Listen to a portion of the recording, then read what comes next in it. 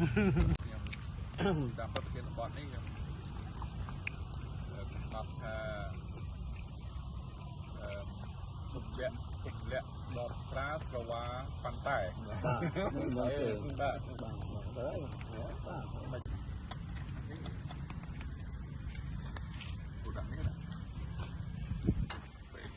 ចិញ្ចឹមកូនឲ្យធំมันពិបាកទេ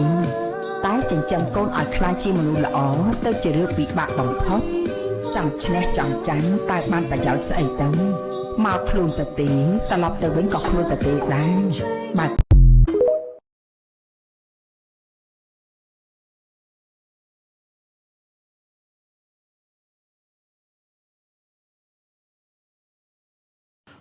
នៅលើโลกយើងនេះអ្នកដែលយកចិត្តទុកដាក់ចំពោះយើងពិតប្រាកដគឺមានតិចណាស់ប៉ុន្តែអ្នកដែលចង់សើចចំអកយើងបែរជាមានយ៉ាងច្រើនទៅវិញផ្លូវដើរគឺជារបស់យើងមាត់នេះស្រឡាញ់អូនដល់កាន់ឈើជ្រត់ទួកំសន់ទួជូចន់ក៏សុខចិត្ត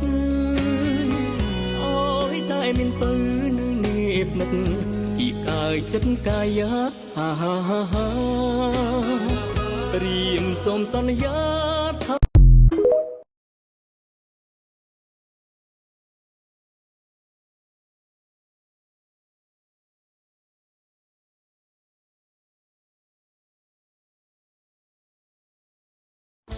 ស្រស់អស់ចា